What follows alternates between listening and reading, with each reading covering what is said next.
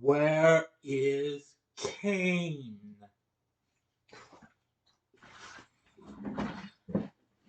Last year, I reviewed the sci-fi action classic Robocop. Now, let's talk about its sequel, Robocop 2. Big D's Entertainment Rankings and Reviews.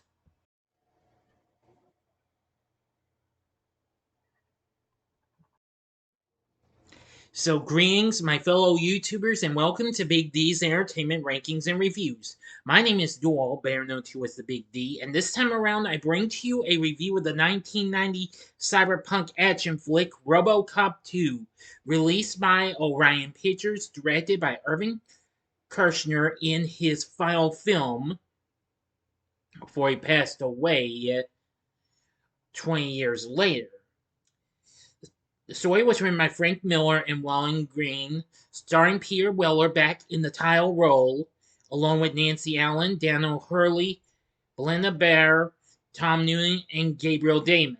It, of course, is the sequel to the 1987 film and the second entry in the franchise, and the last to feature Weller as Robocop.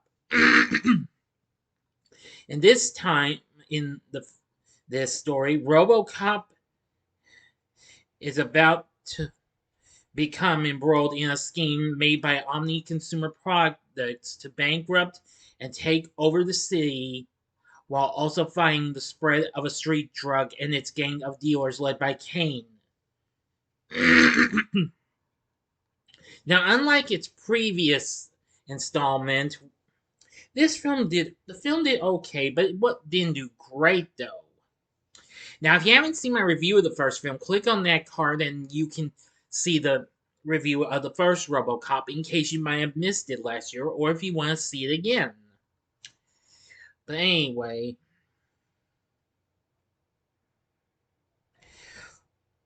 it still got to be nominated for 3 Saturn Awards though, but let's get on to the story.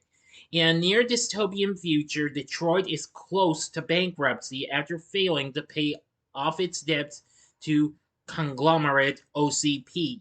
The OCP chairman intends to have the city default on its debt, then foreclose on all public property, effectively taking over its government and allowing for OCP's ongoing radical urban redevelopment plan, as established in the first film. To rally public opinion behind the project, OCP deliberately sparks an increase in street crime by terminating the privatized Detroit Police Department's pension plans and cutting salaries, triggering a police strike. Excuse me again. Robocop remains on duty with his partner Ann Lewis. They raid a manufacturing plant of Nuke, a new designer drug plaguing Detroit. The cartel's leader Kane and his prepubescent accomplice Hobb escape. Robocop has flashbacks to his previous life as Alex Murphy and has begun watching his wife and son outside their new home. Still grieving over the death of her husband, his wife brings litigation against OCP, complaining of harassment. After his handlers dress him down, Robocop tells his wife that Murphy is dead and he does not know her. OCP struggles to develop Robocop 2, a police droid fitted with the brains of legally dead police officers intended for mass production to replace the striking police force. The resurrected cops keep committing suicide upon activation. Morally warped psychologist Dr. Juliet Fax theorizes that Murphy's strong moral code and strict Catholic upbringing were critical in his initial success. She convinces the chairman to let her lead the project to recover their $90 million research and development investment.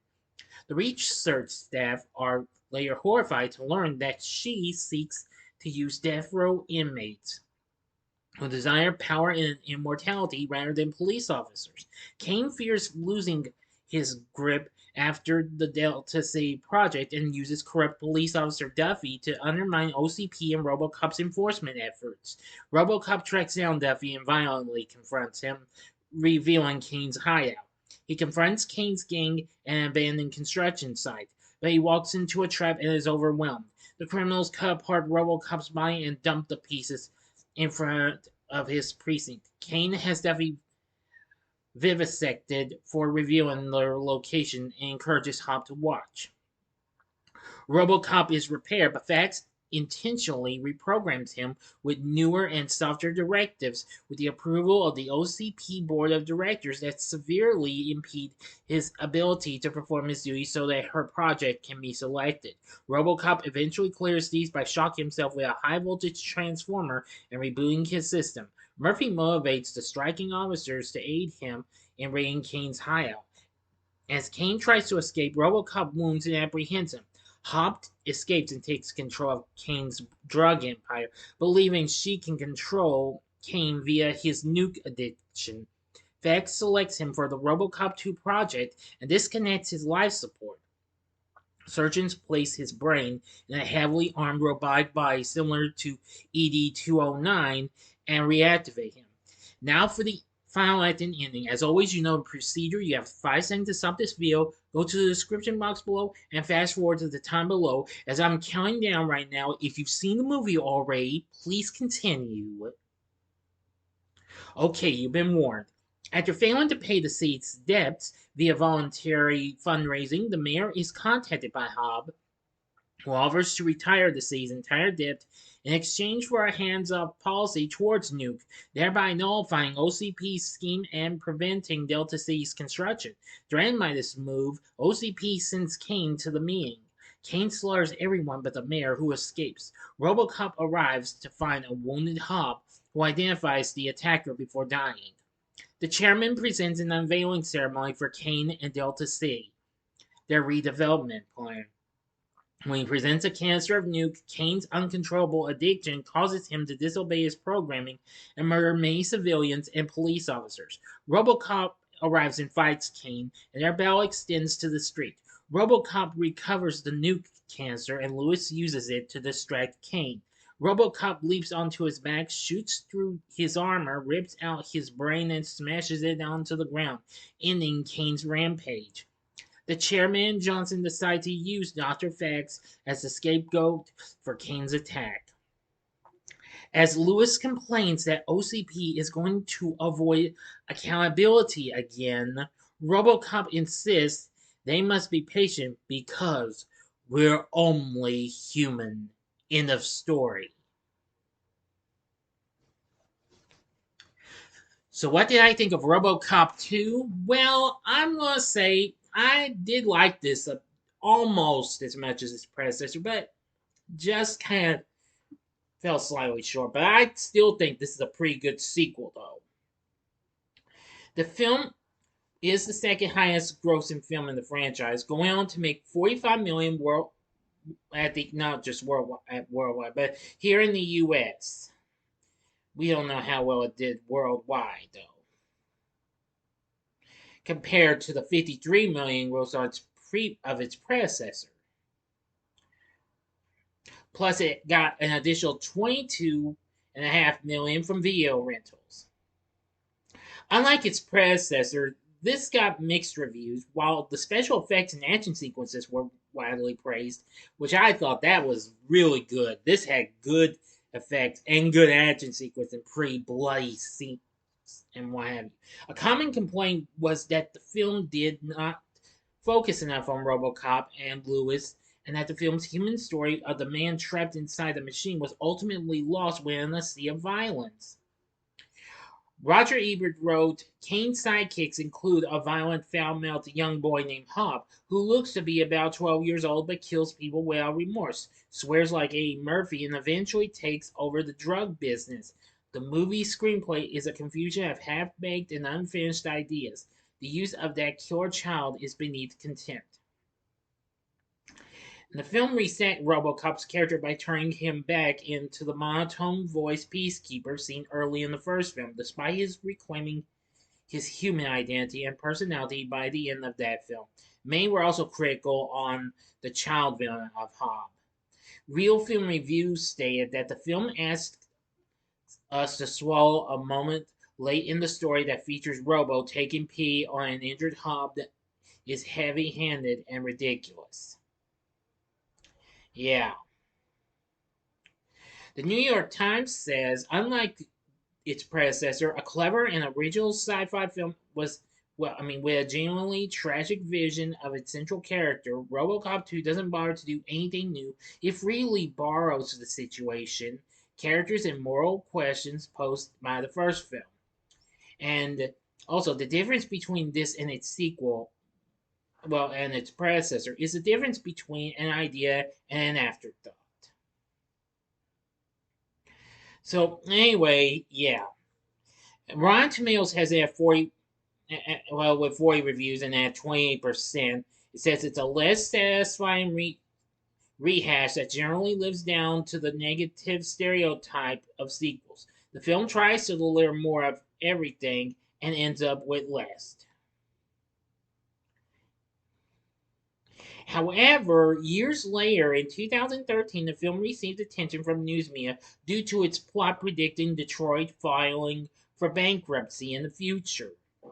I didn't know that, actually, to be honest.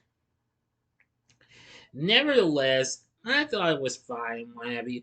The score from Leonard Rosenman was good, but of course the cast, we gotta enjoy that. We have Peter Weller back as RoboCop, and of course Alex Murphy to us. Yeah, he was still good. Nancy Allen once again plays Ann Lewis. She's good. Belinda Bauer plays Dr. Fax, and she's not too bad. Dan O'Hurley once again plays the old man, the OCP president. Felton Perry played Donald Johnson, and Tom Noonan played Kane. And Gabriel Damon played Hob. Yeah, Hobbs, well, okay, babe, but I think Kane was a little bit more. But anyway, yeah, that's about all I can say. The cast mostly was pretty good. So anyway, RoboCop 2, while it might not come close to being like its predecessor was in ways, but still, it is pretty action packed and what have you. But the question is, with everything I've said about the film, would I recommend it? Well, I'd say give it a one-time watch, and you might like it. And if you don't, then stick with the original. Of course, would later go on to have a third film in 1993. There will also be video games for it as well. So that's that. So I will return in just a moment. Please stand by. Sorry about that. I had to think of some things before I finish this. But anyway, what did you think of RoboCop 2? Let me know in the comment section below. If you liked the video, click the like button, subscribe, and be a part of the Big D Nation. Join me next time when I bring to you a review of the sequel I was just talking about, RoboCop 3.